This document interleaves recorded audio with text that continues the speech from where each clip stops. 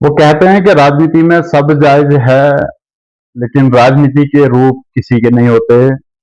आदाब, नमस्कार। मैं रफीक सुल्तानी। साथियों, एक ऐसा मामला जो राजनीति में अभी देखने को मिला, जिसने पूरे प्रदेश को सोचने पर मजबूर कर दिया है कि राजनीति ऐसा भी करवा सकती है। जी हाँ, मैं बात कर रहा हूँ हिमाचल प्रदेश के जिला हमीरपुर की, जहाँ हमीरपुर के नादौन से एक ऐसा मामला सामने आया जिसने पूरे देश में हलचल मचा दी, और एक ऐसा रोमांचक मामला और खतरनाक मामला देखने को मिला जहां पिता और पुत्र का आपसी मुकाबला हुआ।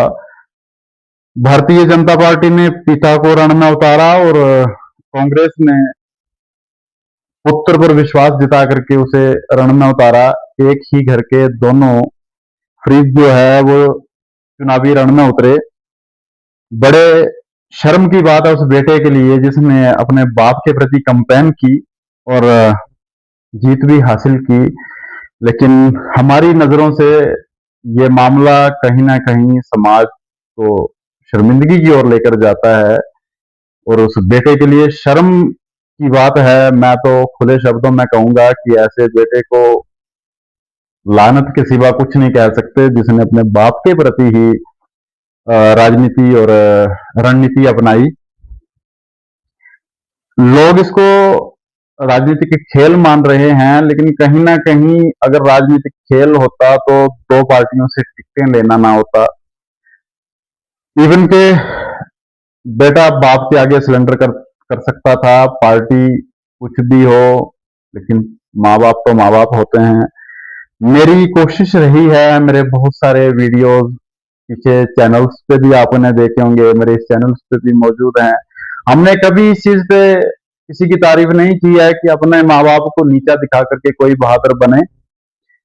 साथियों, ये शर्म की बात है पूरे प्रदेश के लिए, और आने वाले युवाओं को क्या मैसेज गया होगा इससे।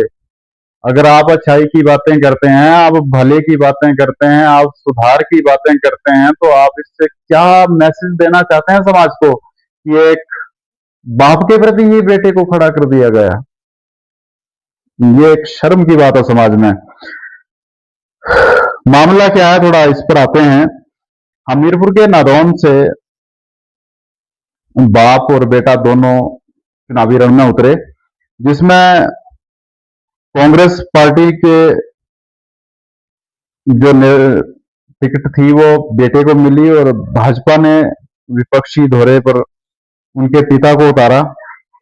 इवन के बेटे ने 182 वोट लेकर जीत हासिल की, और उसके बाप को मात्र 5 वोट मिले।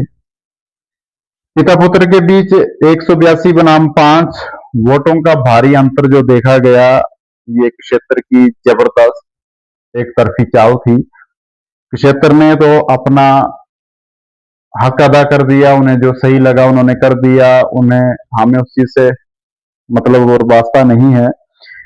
लेकिन शर्म की बात यह रही कि उस बेटे ने समाज में क्या सुधार की बात की होगी गांव वालों के सामने कि मैं पिता को हरा कर क्या करूंगा, और मैं कैसा बेटा हूं कि जो पिता के आगे खड़ा हूं।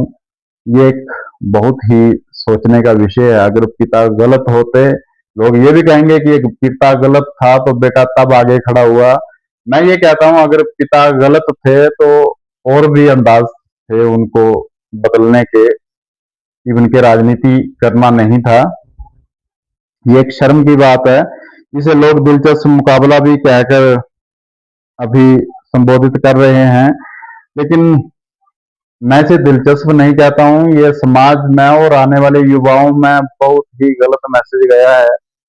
मैं उन लोगों से, जो लोग अपनी सोशल साइट पे आवाज बुलंद करते हैं, लोगों के प्रति आवाज उठाते हैं, मैं उनसे भी कहना चाहूंगा, इस पर जरूर 2 शब्द कहें। ये बहादुरी नहीं है कि बाप और बेटे को रण में उतार कर तुम बहादुरी दिखा रहे हो। ये कोई खेल नहीं था, मदारी का खेल नहीं था ये कि बेटा बहादुर था तो उसके बाप को ही उतार दिया। बाप को गुस्सा हो सकता है बेटे पे, मैं बाप को गलत नहीं कह रहा हूँ। बाप को मैं कभी गलत कहूंगा भी नहीं। बाप बाप होता है। हमारे यहाँ ये माना जाता है कि लाख गलतियां अगर बाप कर रहा हो तो बेटे को फिर भी झुकना पड़ता है, क्योंकि अगर बाप ना होता तो बेटा हो ही नहीं सकता था, ये हकीकत है।